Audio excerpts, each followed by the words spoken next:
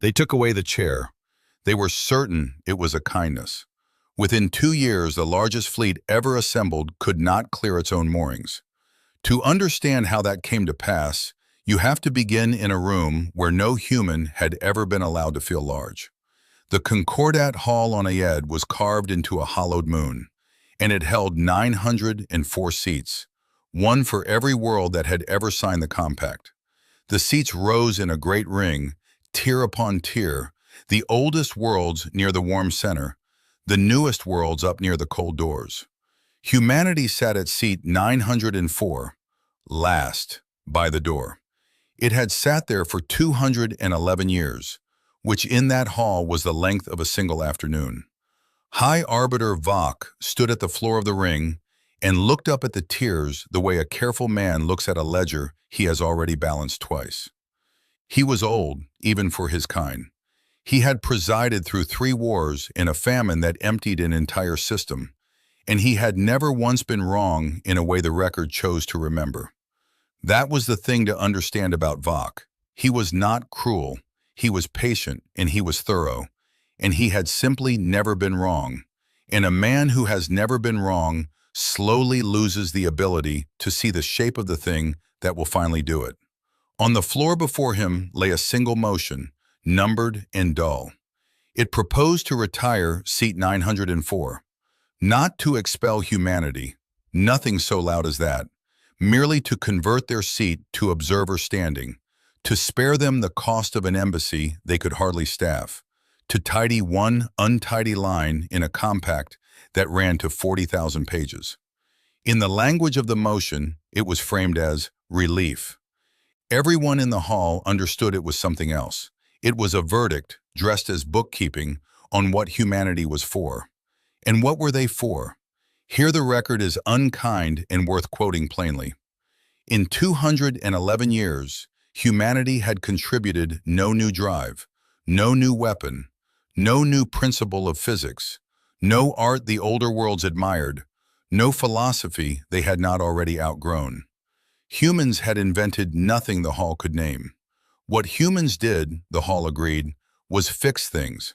They repaired, they serviced, they crawled into the guts of failing machines built by cleverer species and coaxed another century out of them. It was honest work.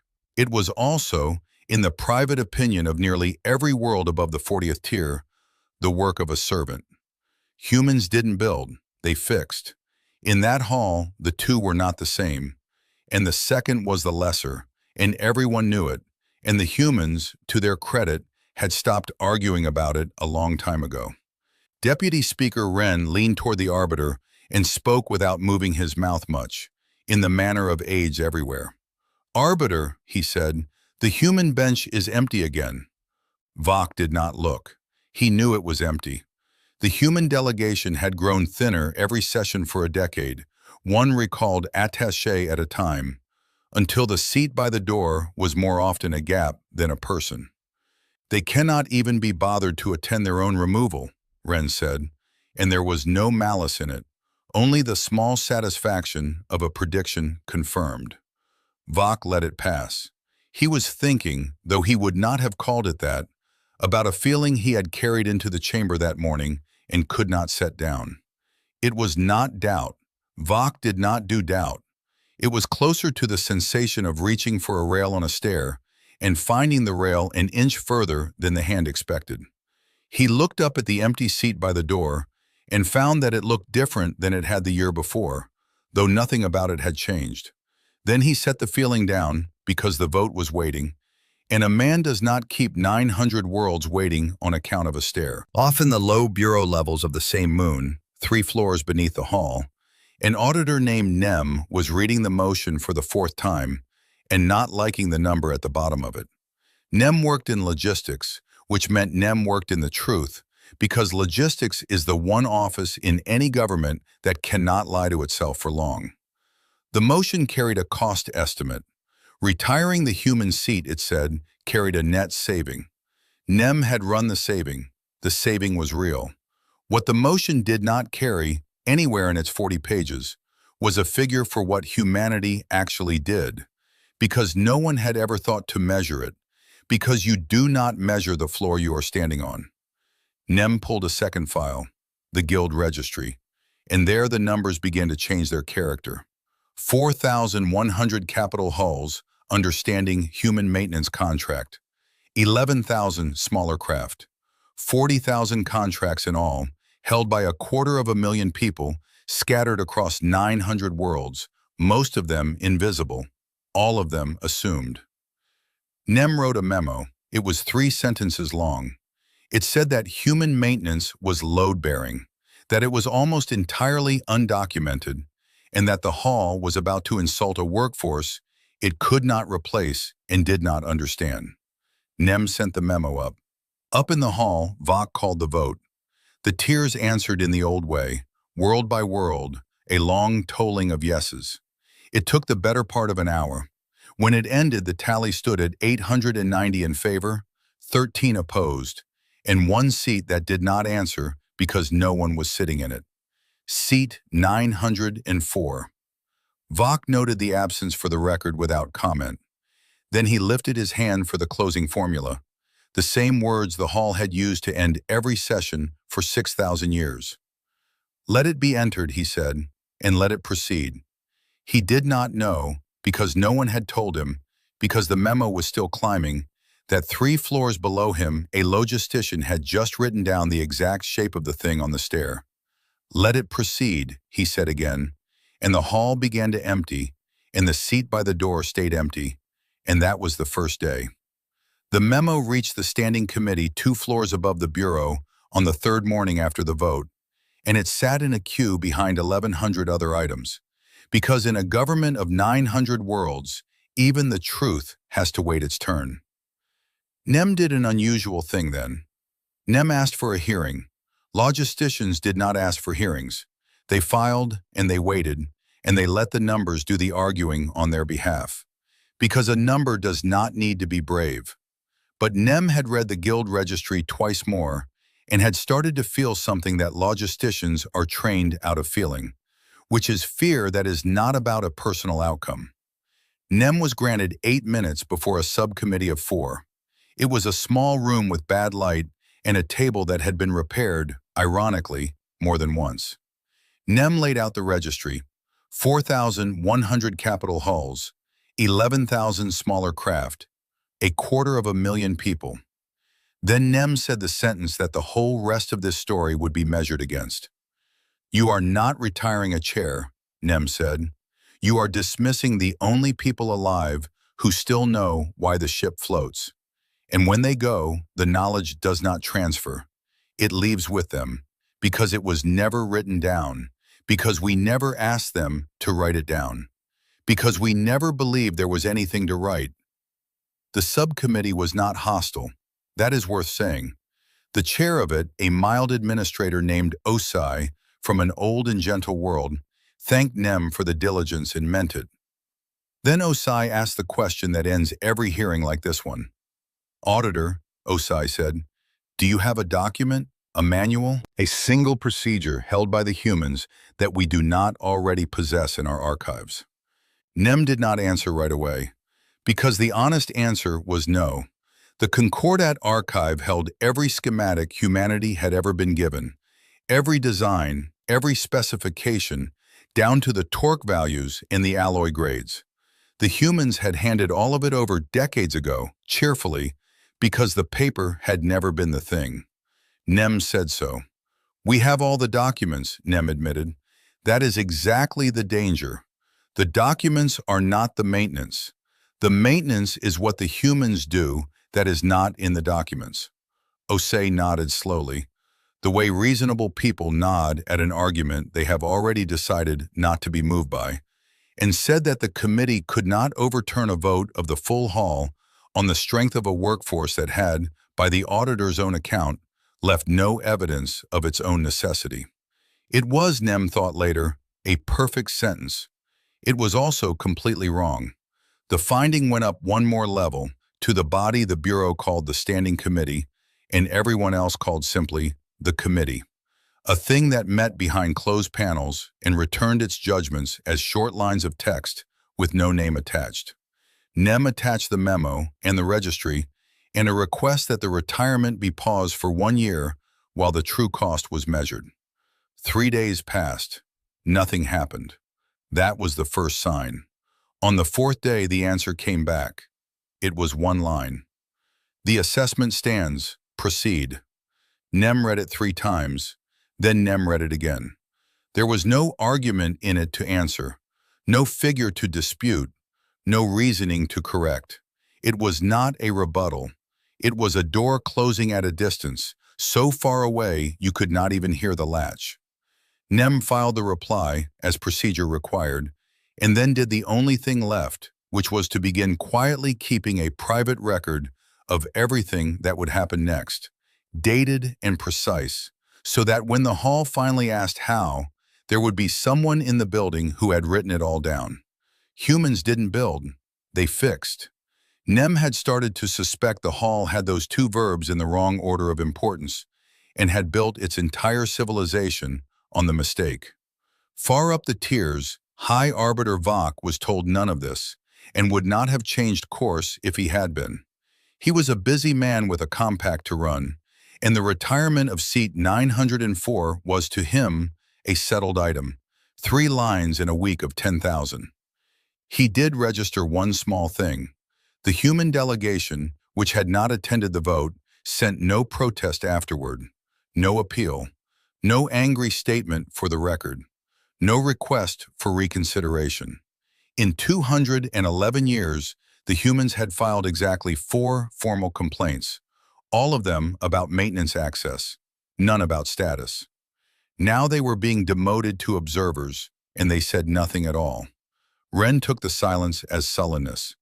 Vach, alone in his chambers that night, looking out the long window at the ordinary traffic of the docks, the little service craft moving between the great hulls like insects tending something asleep, found that the silence bothered him in a way he could not file. A protest he would have understood. A protest was a bid to stay. Silence was something else. Silence was a people who had already decided to go and saw no reason to discuss it. He watched a human service tug nose up against a warship a mile long and begin, patiently, to work. Then he closed the shade because it was late and because the decision was made, and a decision that is made does not benefit from a man standing at a window watching the people it was made about do their jobs. The order had been given, let it proceed, and 3 floors down, an auditor opened a fresh file and wrote the first date and did not yet know it would run for 2 years and would end with a seat that no one would ever sit in again. That was the second season. The retirement took effect on a Tuesday by the human calendar, which no one in the hall used or noticed. On a Ed, it was simply the start of a standard cycle. The seat by the door was reclassified. A small brass plate was changed. Observer standing, it now read, in the compact's oldest script, and a clerk whose whole career was such plates fitted it in under a minute and went to lunch. That was the entire ceremony of it. No speech, no gavel, no acknowledgement that anything had ended. And that, more than any insult the humans could have been handed, was the insult, not the demotion, the casualness of it, the way a thing that had taken humanity 2 centuries to earn was unmade by a clerk on his way to a meal. High Arbiter Vach, if he thought of it at all that day, thought of it with satisfaction. A tidy line, tidied. 904 worlds, and now the ledger was clean, and the compact ran on, and everything that could be measured looked exactly as it should. What Vach could not see, because it was happening a very long way from any window he owned, was that the humans had already begun to answer. Not with a fleet, not with a word, with a schedule. On a station called Turnus, out past the 9th tier of worlds, where the ordinary machinery of the galaxy actually lived, Coordinator Elena Marsh had received the news of the retirement 4 days before it took effect, in the form of a single forwarded line, and had read it once and set it down. Marsh ran the Human Maintenance Guild, which is to say she ran, though no one in the hall would ever have phrased it this way, the maintenance of the galaxy. She was not a dramatic woman. She had come up through the docks, hands first, and she still kept a worn brass feeler gauge in her desk drawer that had been her grandmother's. A thin blade of metal rubbed smooth from 60 years of sliding into gaps to measure them, and she took it out sometimes and held it and put it back without a word. When the retirement notice came, she did not call a meeting to rage. She called a meeting to count. And in that meeting, the guild did the most human thing in this entire story, which was to build a schedule. Not for a strike. Strikes are loud, and they demand, and they can be answered. The guild built a wind-down. 18 months, contract by contract, each one allowed to lapse on its own honest terms as it came due. No renewals, no drama, no breach. They would honor every obligation to its last day. They would simply not sign the next one. It was, on paper, the most courteous withdrawal ever planned. It was also a countdown, and no one on the other side could see the clock, because the clock was made entirely of things not happening. The first refusal in this story had no rank behind it and no plan. His name was Walt Brenner, and he was a welder on the outer ring of Turnus, 71 years old, with a torch he had carried for 40 of those years, and a way of humming through his mask that his crew claimed they could feel through the hull.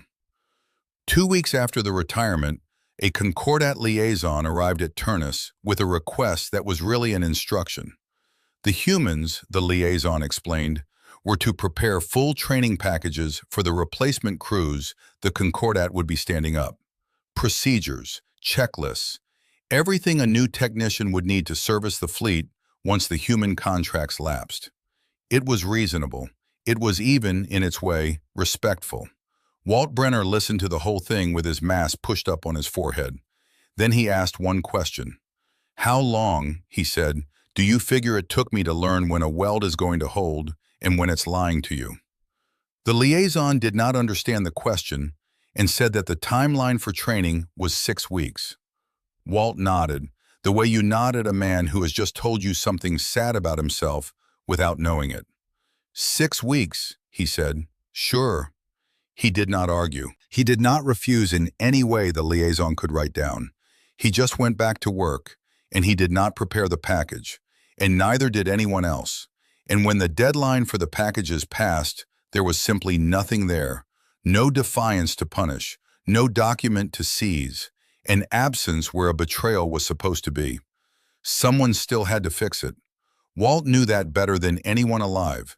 He also knew it could not be handed to a stranger in 6 weeks, and he was not going to pretend otherwise to make a liaison's afternoon easier. The loss that ended that first season came without warning and without explanation, which was, though no one understood it yet, the whole point. A Concordat courier called the Ansdell, a fast diplomatic runner 300 years old and beautifully kept, was making a routine crossing when it simply stopped. No attack, no malfunction the sensors could name. Its drive went cold between one moment and the next, and it drifted, and its crew of 40 sat in a dark ship waiting for a tug. The investigation that followed found nothing wrong. Every component was within specification. Every schematic matched. The ship was, by every document in the archive, perfectly healthy, and it was also dead. And those two facts sat side by side in the report and refused to be reconciled. What the report did not say, because no one on AED knew to ask, was that the Ansdell had come off human maintenance 11 days earlier. Its contract lapsed on schedule, no renewal, and that the human crew who had tended it for a century had done 1,000 small things to it over the years that were in no manual anywhere. A shim here, a reseated coupling there, a habit of warming a particular valve before a cold jump that a human had started doing 40 years ago because it felt right and had simply never stopped. None of it was written down. All of it had left with the crew. The Ansdell was the first. Vach was informed of a minor mechanical incident involving a courier. He did not read past the first line. The seat by the door stayed empty, and somewhere a clock no one could see moved one contract closer to the end, and that was the 3rd season. The room where the humans made their real decisions was nothing to look at. It was a converted machine shop on the low ring of Turnus, still smelling faintly of cutting oil and ozone, with a long steel table scored by 40 years of tools set down hard, and lighting that flickered in the third panel from the door because no one had gotten around to it, which was a joke the guild enjoyed, that the people who kept the galaxy running couldn't be bothered to fix their own light. Elena Marsh ran the meetings there the way she ran everything, quietly, from the end of the table, letting people talk themselves to the edge of a decision before she named it. On the night that mattered most, there were 9 of them in the room, and a pot of coffee that had been bad 3 hours ago and was now something closer to tar. And the question on the table was the only question that had ever really mattered. What did the humans actually want? Not the seat. Everyone in the room agreed, without much heat, that the seat had never been theirs in any way that felt real. What they wanted was harder to say, and it was Elena who finally said it, in the flat way she said everything. "We want them to understand what we are," she said, "not to thank us, not to pay us, to understand. And there is only one way anyone ever understands what a thing was worth. You take it away, and you let them do the arithmetic themselves." So they did the arithmetic first, in that room, before anyone on AED thought to. It was a young engineer named Nina Alvarez who put the numbers on the board, and they were brutal in their plainness. 4,100 capital hulls under guild contract. Average age, 400 years. Design lifespan of the original builders, 90. Every one of those ships was flying past its design life. Most of them 4 times past it, some of them 5. And the only reason was human maintenance, the daily improvised triage that the archive did not contain because it could not contain it. Then Nina put up the part of the arithmetic the hall had never once asked to see, which was what that maintenance actually cost in floor space and hands. A capital hull came into dock every 6 years and stayed 5 months. 26 guild yards across the compact. 380 dry berths between them, and on any ordinary day, just under 300 of those berths held a hull with its plating open. 400 people to a berth for the whole 5 months. That was 114,000 of the 250,000 standing in the docks at any given hour. Another 76,000 rode the hulls that were still flying, 20 to a ship, catching things between refits. 55,000 more on the 11,000 small craft. The few thousand left over scheduled all of it. There was no slack anywhere in that number, and there never had been, because nobody had ever funded slack for work nobody had ever counted. And she put up the line under it that Ray Dutta always looked at longest. Nobody who built those hulls was still in the business of building them. The foundries that poured the original frames had been cold for 300 years. The alloys were out of production, and every load-bearing part the guild fitted was a part the guild had cut itself, off a pattern a human had lifted from the broken original by hand to a tolerance no builder alive had ever certified. 33 refits to a hull over 2 centuries. A 400-year-old capital ship was, by then, mostly parts that human hands had made. The Concordat had sent those ships out. The guild had rebuilt them, a piece at a time, on a 6-year cycle, and had gone on calling it maintenance because maintenance was the word printed on the contract. "A frame does not fail because it is heavy," Nina said. "It fails because a load it was never asked to carry has been going through the same joint for 400 years. 90 years of design life, then 310 years of cycles nobody ever modeled. You cannot read that off a schematic. You read it off the joint." Then Nina drew the last number under all the others, and it was the only one in the room that pointed forward. The rate at which those ships would begin to fail once the human crews came off them. Not all at once. That was the cruelty of it and the mercy. It would start slow, a courier here, a freighter there, the kind of thing that could be dismissed as ordinary luck for a year, maybe more, while the schedule ran and the contracts lapsed one by one, and the failures compounded quietly in the dark. Ray Dutta, the oldest engineer in the room, looked at the board for a long time. Then he said the thing none of them wanted said out loud. "This isn't a protest," he said. "If we do this, ships die. Ships with people on them." And Elena Marsh, who had already carried that sentence alone for a month, said, "I know. We honor every contract to its last hour. We answer every emergency we are still bound to answer. And when we are no longer bound, we stop. That is not us killing anyone. That is us no longer holding up a ceiling they told us wasn't there." The build timeline they set was 18 months, and it was not a timeline for building anything.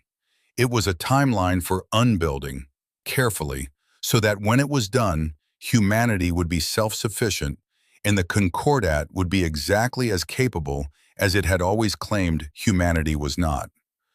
The Guild would pull its people home, world by world, to a handful of human systems the Concordat had never bothered to value.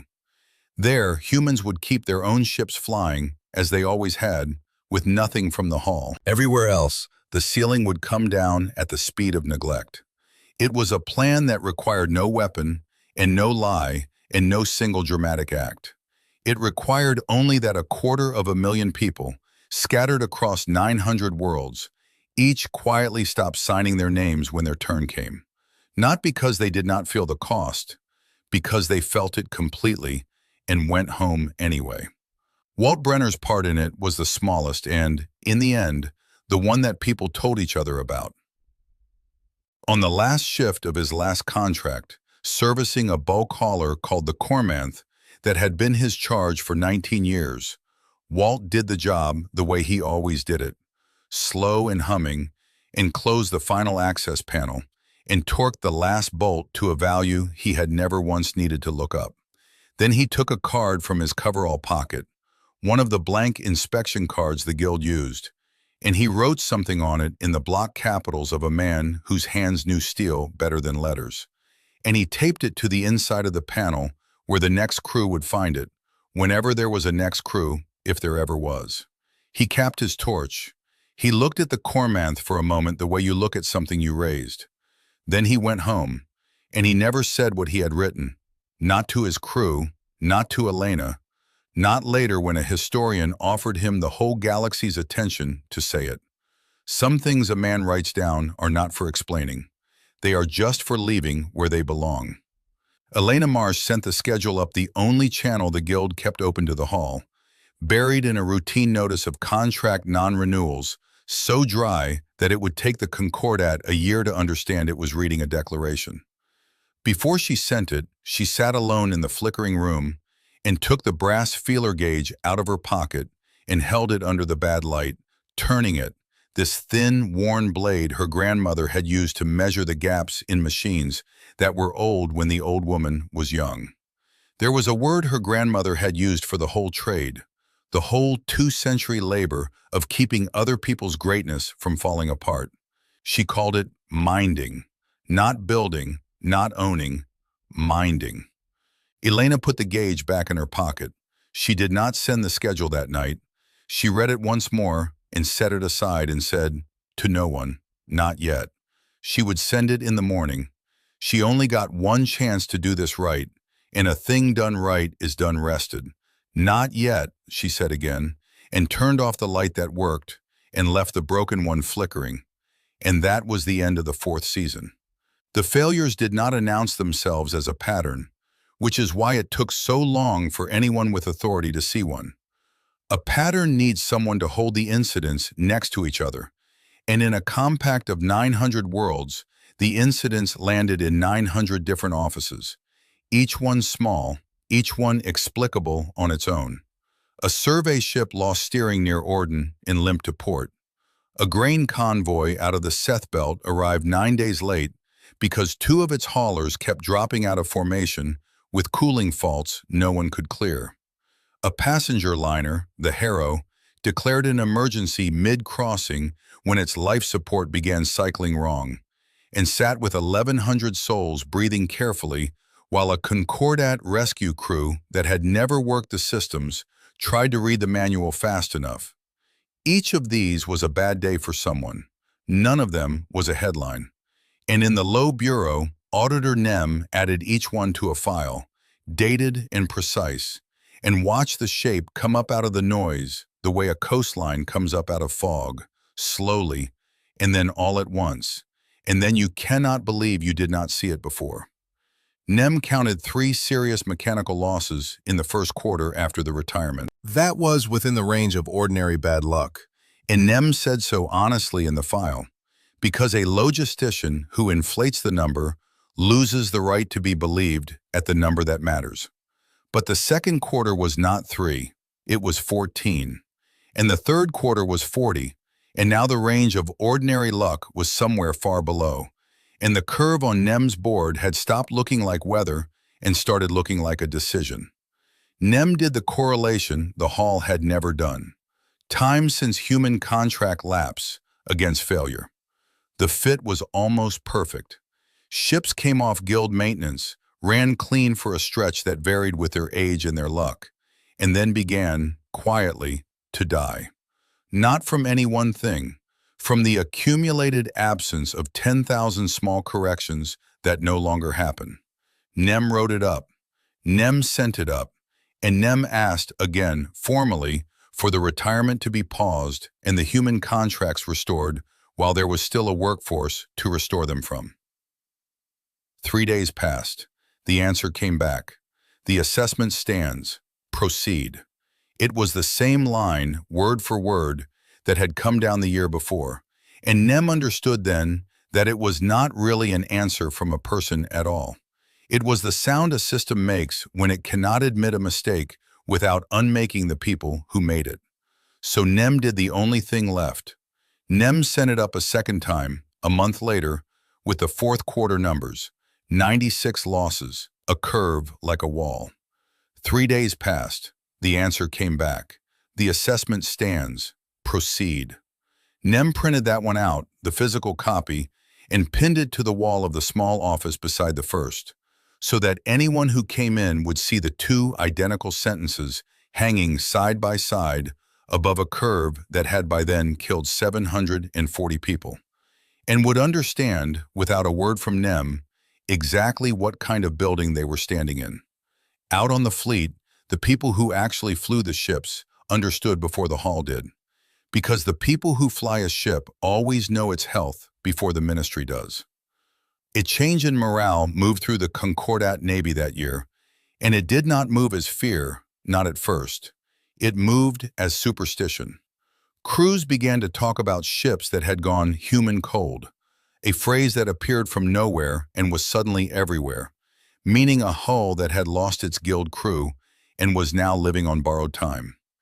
Captains requested, quietly, not to be assigned to human cold ships, and the requests were denied because there were not enough warm ships to go around, and every month there were fewer. A gunnery chief on the cruiser Velith, an old hand who had served 40 years, put it to his captain in the flat language of the lower deck. "Sir," he said, "we always knew the humans kept us flying. What we didn't know was that they were the flying. Take them out and there's no ship. There's just the parts, and the parts don't love us." The captain wrote him up for the sentiment and then did not sleep that night, because he had felt the same thing on his own bridge and had not had the words for it. And now a gunner had handed him the words, and he could not give them back. By the end of that year, the number that everyone had been carefully not saying out loud finally had to be said, because it appeared in a routine fleet readiness report that too many people saw. Of 4,100 capital hulls, 312 were now listed as non-operational, and another 600 as degraded, and the report noted, in the neutral language of such reports, that the rate was accelerating and that no mitigation had yet been identified. 312. A year before it had been one, a courier called the Ansdell, dismissed in a single line. Now it was 312 hulls dark, and Auditor Nem, reading the report in the low bureau, did not feel vindicated, because vindication is a feeling for people who wanted to win. Nem circled the number and dated it and added it to the file, and sat for a while in the bad light beside 2 identical sentences pinned to a wall, and thought about how a curve is only ever numbers until the day you make yourself converted into people, and then you can never make it back into numbers again. 312, Nem wrote, and underneath in smaller script, the count that mattered. And that was the fifth season, and the number was still moving. The Concordat did try to solve it. That is the part the Hall would later prefer to forget, that they were not merely negligent, that once the number climbed past 300, they threw real minds and real resources at the problem. And the problem beat them anyway, because it was not the kind of problem they were built to solve. They had the schematics.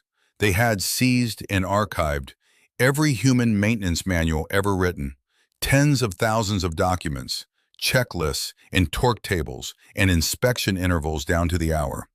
So they staffed their own crews, competent engineers from a dozen proud technical species, and they handed them the human manuals and said, "Do what the humans did. It is written here. Follow it." And the crews followed it, and the ships kept dying, and some of them died faster than the ones left untouched, and no one could say why, and that failure to say why was the wall. The engineer they eventually put in charge of understanding the wall was named Oru, a careful, decent mind from a world that took pride in precision. And Oru did everything right and got nowhere for 6 months.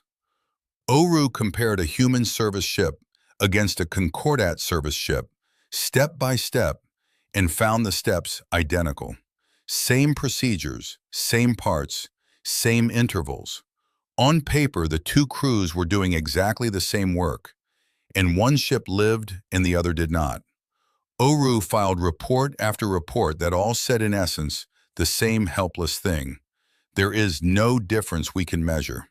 It was, Oru wrote once, in a line that got him nearly reprimanded, as though the humans knew a secret that vanished the moment you wrote it down.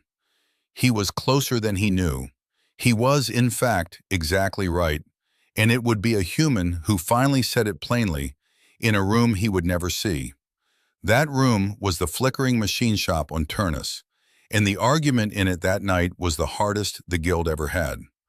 Ray Dutta, the oldest of them, had been reading the casualty reports, the human cold ships, the 740 dead and climbing, and it had worn a hole in him. "We could stop this," he said. "We could give them the real thing. Sit their people down and actually teach them, take the years it takes, and stop the dying." Elena Marsh let him say all of it. Then she looked at Nina Alvarez, who had been quiet at the board for an hour, and Nina finally turned around and said the sentence that ended the argument and, in a way, ended the whole conflict. "We've been thinking about it wrong," Nina said. "We keep saying we could give them the method. There is no method. They already have the method. They have every word we ever wrote. What they don't have is the part that isn't words." She walked to the board. "Look," she said, "the manual says warm the number 3 valve to 40 degrees before a cold jump. The Concordat crews do exactly that, 40 degrees, every time. But a human doesn't warm it to 40.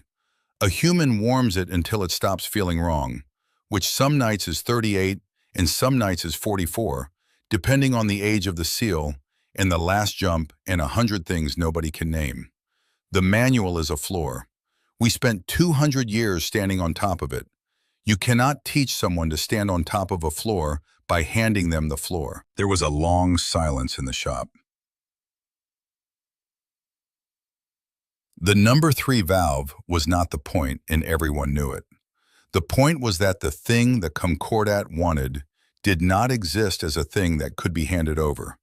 And Ray Dutta, who had wanted so badly to save the dying, understood at last that there was nothing to give, that the only way to give it was to give the people, and the people were not the Concordats to have, and never had been. Humans didn't build, they fixed, and the fixing had never once lived in the paper. So the guild made the hardest choice quietly, the way they made all of them. They stopped trying to help. They finished pulling their people home to the human systems, and there, unseen and unglamorous, in bad rooms at bad hours, they built the thing that would outlast all of it. Not a weapon, a capacity, a network of human ships kept flying by human hands with nothing from the hull, entirely and permanently self-sufficient. A proof standing in the dark that everything the Concordat had said humans could not do, humans had been doing all along, only for someone else. They did not announce it, they just did it, one home system at a time, while the wider fleet kept quietly dying. And no one on Ed knew that the humans had already won the argument that the Hall had not yet realized it was having. The wreckage that finally reached Oru's desk came from a repair dock at Senate Station, and it broke something in him that never fully healed. A Concordat crew had performed a full service on a warship called the Senate by the human manual, every step logged, every value correct, a flawless job by the paper. On ignition, the ship tore itself apart at the mounts and killed 9 of its own crew. Oru went over the logs 100 times, and every single step was right. He assembled his team and stood at the board at 3 in the morning, in a room with worse light than the humans had. And he said the thing that was as close to the truth as his side would ever get. "We keep asking what they did that we didn't," Oru said. "That is the wrong question. They did everything we did. The difference is that a human would have stopped. Somewhere in this perfect log, a human hand would have paused and said, 'No, not tonight, something's wrong,' and we would call that a deviation and write him up for it. That pause is the whole thing. That pause is what we retired, and we cannot put it back because we spent 2 centuries teaching ourselves it was worth nothing." Oru sat down. No one in the room had anything to add. Someone still had to fix it, and the last people who knew how had gone home, and left behind a manual that killed anyone who trusted it completely. And that was the 6th season, and out beyond the docks the human ships flew on, warm, and said nothing. The order to assemble the fleet did not come from High Arbiter Vok. It came from a legate named Sarn, a hard, ambitious officer of the Concordat Navy who had watched the fleet die for 2 years with the particular fury of a man who believes every problem is a failure of nerve. Sarn had a theory, and his theory was simple and wrong. The humans, he had decided, were running a bluff. They had withdrawn their labor to extort the Hall, and the answer to extortion was force. Take a human shipyard, seize their crews, compel the maintenance the compact was owed. Sarn did not clear it with the Hall, because the Hall, in his view, had spent 2 years doing nothing, and someone had to be decisive. He read the standing authorizations, found a gap wide enough to drive a fleet through, and drove one through it. He gathered everything that could still fly. 2,200 hulls. It was, on paper, the largest concentration of force the Concordat had put in one place in 6,000 years, and Sarn stood on the flag bridge of the battleship Orud and looked at it on the display and felt the old certainty come back. This was a language the humans would understand. This was strength. What Sarn did not know, what nobody on his side had trouble to learn, was that of those 2,200 hulls, more than 1,900 had come off human maintenance inside the last 2 years. They looked like a fleet. They were a fleet the way a body is a body in the hour after it dies. Warm still, whole still, already gone. The muster took 3 days. On the 2nd day, ships began reporting faults.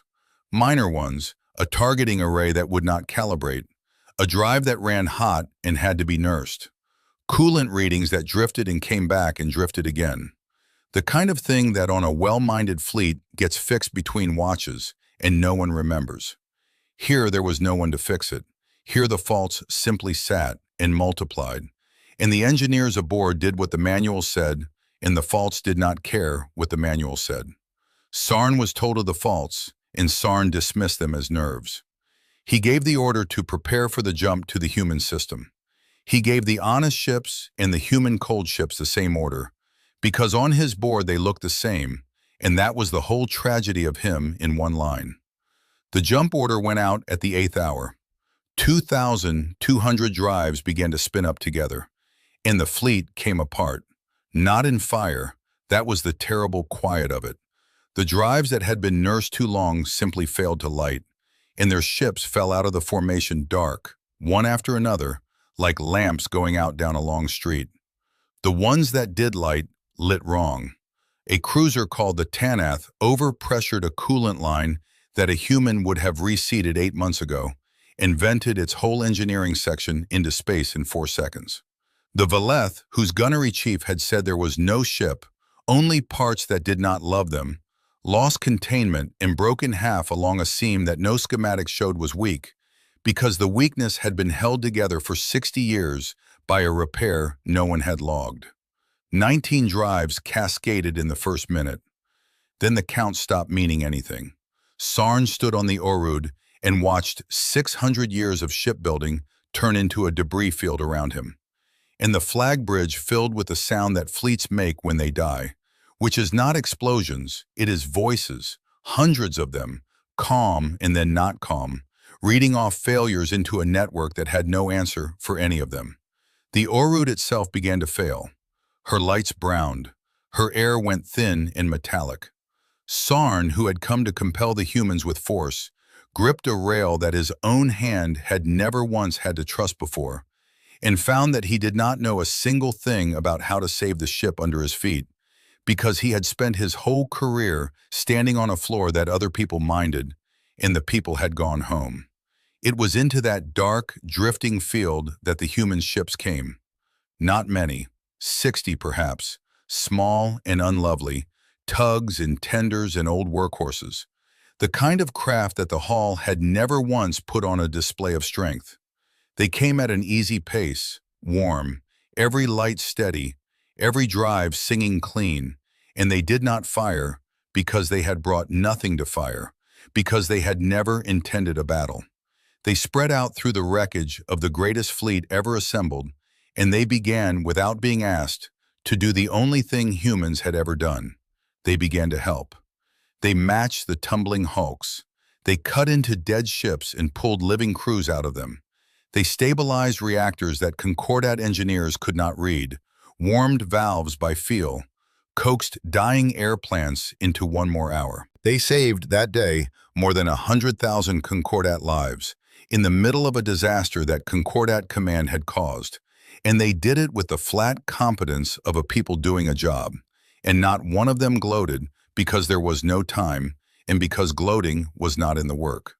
Legate Sarn gave his last order from the failing bridge of the Orud, and it was the order he should have given 3 days before, and could not give now because there was no fleet left to give it to. "Abort the jump," he said. "Abort. All units abort and hold." The comms officer looked at him. "Sir," she said, "there are no units." Sarn looked at the display.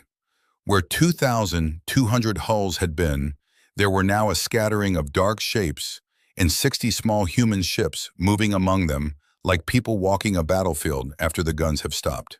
He gave the order anyway, into the silence, because a man has to say something, and then the human tender that had matched the Orud cut through her hull, and a woman in a worn suit came onto the dying flag bridge, took one look at the reactor board and said, to no one in particular, to Sarn, to the whole Concordat, in the tired voice of someone who has done this too many times already, "All right, who's in charge here? And never mind, it doesn't matter, let's just keep you breathing." And the seat, back on Aed, in the Great Hall, stayed empty. And that was the 7th season, and the honest number had finally arrived, and no one had yet dared to write it down. High Arbiter Vach did not learn about Sarn's fleet from a report. He learned about it the way the powerful always eventually learn the truth, which is too late and all at once. A survivor's account reached the hall before any official channel, raw and unfiltered, and by the time the committee's careful summary arrived, Vach had already read the thing that could not be summarized. 2,200 hulls, gone in a morning, not to an enemy, to nothing, to their own untended hearts. 100,000 of his people alive, only because 60 human workboats had chosen to save them. Vok read it 3 times. Then he read it again. And then he did the one thing he had refused to do for 2 years. The thing that separates the leaders who survive their mistakes from the ones the mistakes survive. He asked for the honest number. He called in the logistics bureau and he said plainly, "No shaping, no comfort. Tell me exactly how bad it is." And the bureau sent him Nem. Nem came up to the hall for the first time in a career spent 3 floors beneath it, and stood on the floor of the great ring where the humans had once sat, and gave High Arbiter Vok the arithmetic that Nem had been keeping for 2 years in a file no one would read.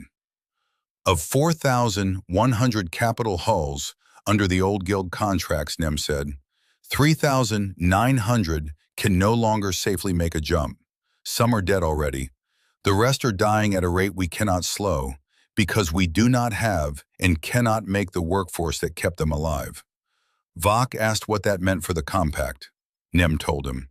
It means, Nem said, that within a year the Concordat will not be able to move a fleet, supply a border, or evacuate a world. It means we are becoming, quietly, a civilization that cannot leave its own harbors. Then Nem did the thing that took more nerve than the number. Nem converted it into people, and refused to let it become abstract again. There is a hospital ship, Nem said, the Meridian, 40,000 patients and staff, stranded at Seth because no crew we have can certify her drive. There are 110,000 crew adrift right now on ships that cannot jump home. Behind every hull on my board is a number of people, and I have stopped rounding them, Arbiter, because the day I started rounding them was the day I became part of how this happened. Vok laid the options on the table, and the hall watched them be taken off it one by one. Replace the humans. Rejected. They had tried for 2 years, and the wall Oru had described stood as high as ever. Force the humans. Rejected, and the word rejected did not do justice to the wreckage of Sarn's fleet that made it so. Replicate the humans, build machines to do the minding. Rejected. The Bureau's own study said such a system was possible in perhaps 80 years, and the compact had less than one. Wait the humans out. Rejected. The humans, Nem reported, needed nothing from the hall. Their own systems flew clean. They could wait a century. It was the Concordat that was on a clock, and the clock was made of ships.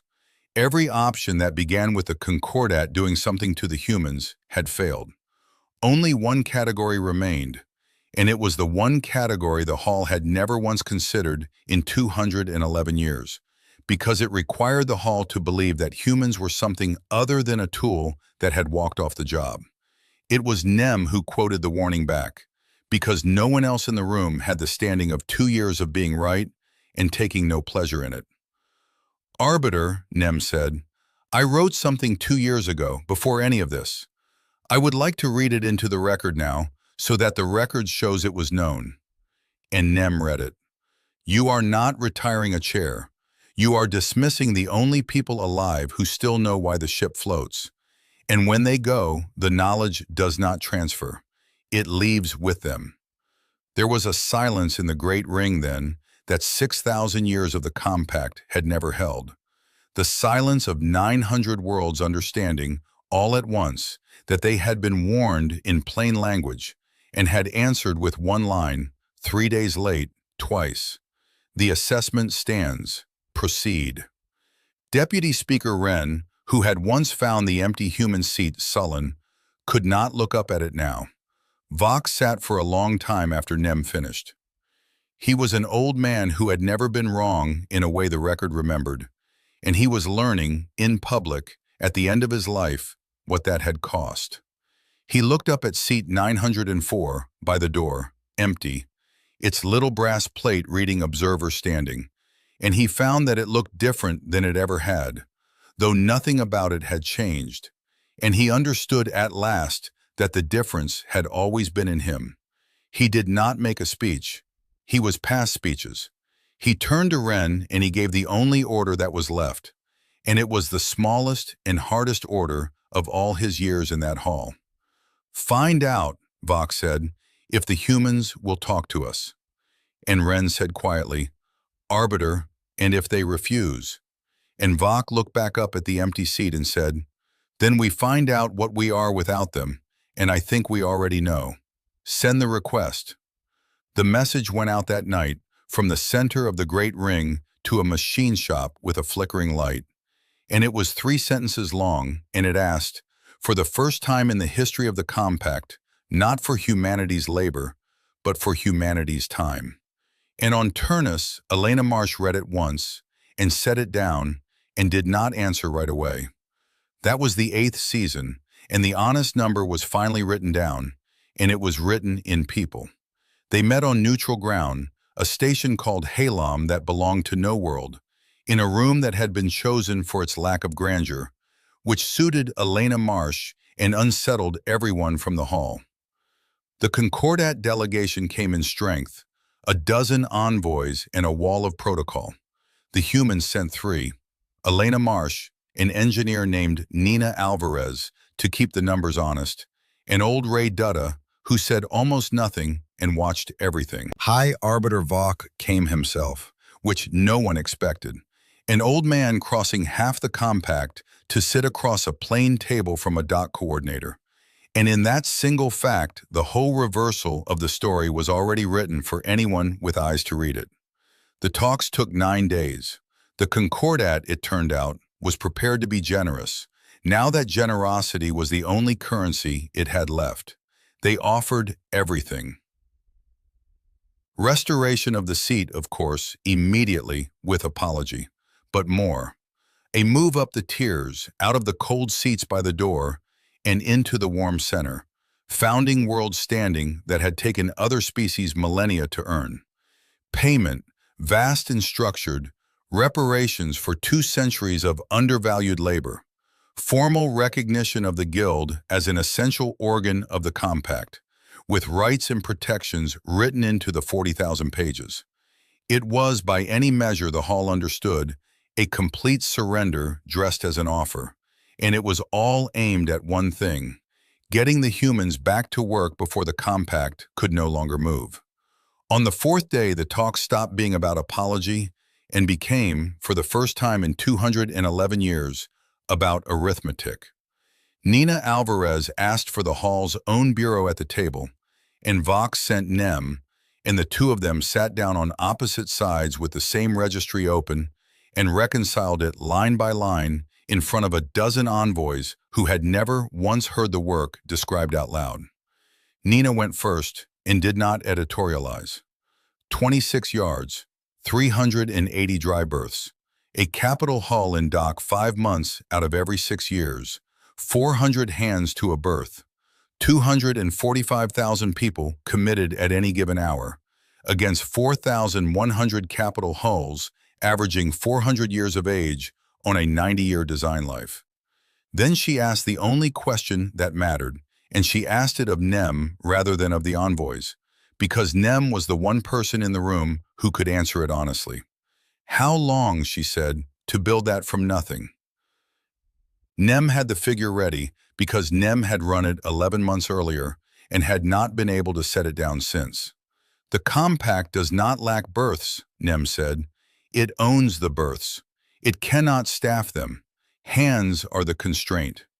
A yard technician is competent in 4 years and useful in 12. And to see 245,000 of them at the rate our institutes can take intake is 60 years. And that is 60 years to train people to run a procedure, which we have already proven at Senate is not the thing. What the procedure does not cover took the humans 211 years to learn, and they learned it on the ships, and the ships will not last 60 years without them. There was a pause in that room of the specific kind that moves through a delegation when a number finishes an argument that words could not. Envoy after envoy went down the reconciliation, looking for the place to dispute it, and there was no place, because it was their own registry in their own hand saying a thing nobody had ever bothered to add up. And that, not the apology and not the reparations, was where the Concordat's classification of humanity actually changed. Not because anyone made a speech about human worth, Because the Compact's Logistics Bureau entered into the record, in the flat language of the Bureau, that human maintenance labor was a load-bearing organ of the Compact, that it had been misfiled for 2 centuries under unskilled service, and moved that the classification be corrected. It carried without debate. There was nothing left in it to debate. It was the least dramatic sentence spoken in the whole affair, and it was the one that reversed the verdict of the first day. Elena Marsh listened to all of it across 9 days and conceded, to everyone's surprise almost immediately, on the one point that mattered most to them and least to her, the people. "We will not let anyone die to make a point," she said on the first day. "The Meridian, the stranded crews, the worlds that cannot evacuate. Our people are already going out to them. We started before your message arrived. We do not withhold rescue. We never did. That is not who we are." And the Concordat delegation, braced for a hostage negotiation, found that the hostages had already been let go, unasked, and did not know what to do with a hand that had never been closed. What Elena Marsh would not concede was smaller than any of it and harder than all of it. And she explained it only once, in the one conversation that had no aides and no record.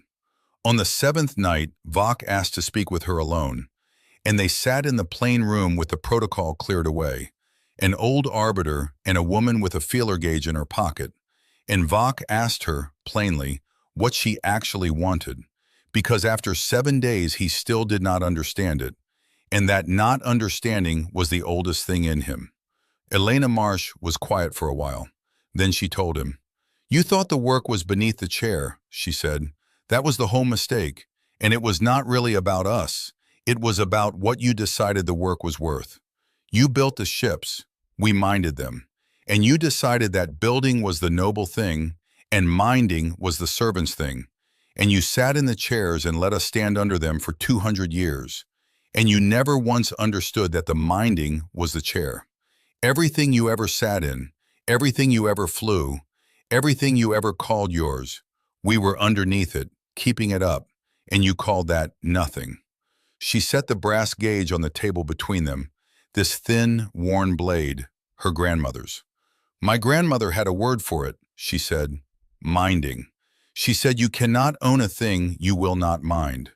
The whole galaxy has been yours to own and ours to mind, and you have just found out which of those two keeps the lights on."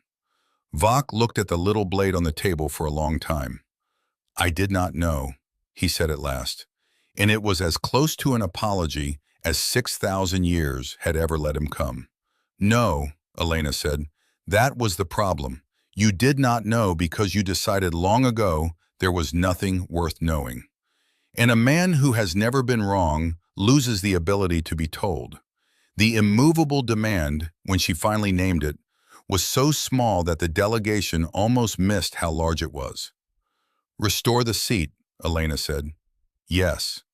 Put humanity back in the Compact, full standing, all of it, and then leave the seat empty, forever. Not observer standing, not retired. A full seat, humanity's seat, with humanity's name on it and humanity's vote in the record, and no one ever sitting in it, by our choice, as long as the Compact stands. The vote gets filed from Turnus in writing, and your clerk reads it into the tally out loud, and the chair stays empty while he reads it. So that every session, for the next 6,000 years, 900 worlds have to look up at an empty chair before they can close a tally. Not to shame you. Nobody has ever learned anything from being shamed. To keep one question open that this hall closed too early. Somebody in that room, every session, has to look up and ask who is holding this building up and whether anyone has counted them. You will not always get that question right, but you will never again get to not ask it. The Concordat delegation understood at once that this was the one thing they could not bear, because it was a monument to their worst hour, permanent, in the center of their holiest room. They tried to buy it away. On the last day they offered to double the reparations if humanity would simply take the seat and sit in it like everyone else and let the matter close.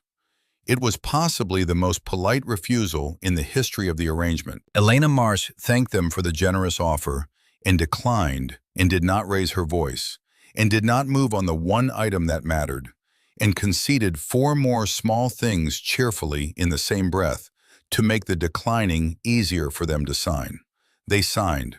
On the 9th day, the amended charter was entered into the compact, and it restored seat 904 to full standing. And it recorded, in the oldest script, in language Elena Marsh had written and refused to soften, that the seat would remain empty by the will of the world it belonged to. Vach signed at last. His hand did not shake, but it went slowly, the way an old hand moves toward a thing that has bitten it. Elena Marsh took her grandmother's gauge back off the table and put it in her pocket. That was the 9th season. The seat was humanity's again, and it would never hold a human again. And that, precisely, was the point. The consequences did not stay inside the Great Hall. They rippled outward, the way a change in one number changes every number that ever leaned on it. And across the compact, on worlds that had nothing to do with humanity, other quiet arithmetic began. Because every civilization has its guild.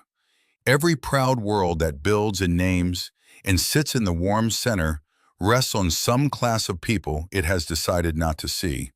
The ones who mind rather than own, who fix rather than build, who are thanked with a lesser word. And across 900 worlds those people had watched. They had watched a workforce of 250,000 walk home and bring the greatest power in the galaxy to the edge of its own harbor without firing a shot, simply by declining to keep holding up a ceiling. Contracts that had gone unquestioned for millennia were suddenly, gently, renegotiated. Nobody made speeches. It moved the way the human withdrawal had moved, as things not happening, as a slow correction in who got to sit where. And the mechanism turned out to matter more than the monument. Seat 904 filed its position in writing from Turnus, and a clerk read it aloud before every tally, which meant that humanity voted in that hall for the first time in its history without ever entering the room. The hall learned inside a year what it is like to carry a member who cannot be met in a corridor, cannot be seated beside anyone at a dinner, and cannot be talked around.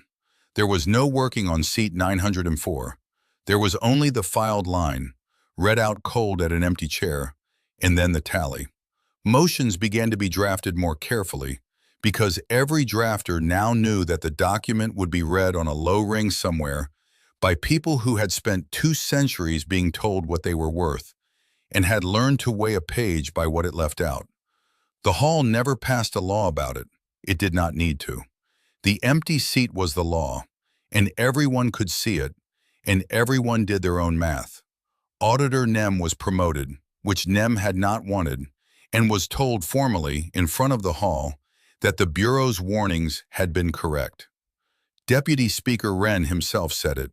"You were right, Auditor. From the beginning, you were right." Nem accepted the words with a small bow and did not smile. And later, when a colleague found Nem still in the low bureau at an odd hour, taking down the 2 identical sentences that had been pinned to the wall for 3 years, the colleague said, "You should feel good. You won." And Nem said the truest thing said in this whole story. "Being right about a bad thing is not the same as winning," Nem said. "I was right, and 600,000 people are dead, and I kept a very accurate list of them. That is not victory. That is just an honest ledger." Then Nem folded the 2 sentences and kept them, not on the wall anymore, in a drawer, because some things you stop displaying and cannot bring yourself to throw away. The card that Walt Brenner had taped inside the panel of the bulk hauler Cormanth was found, eventually, by a Concordat salvage crew going through a ship that had died 3 years after he closed it. It had waited there in the dark all that time, exactly where he left it.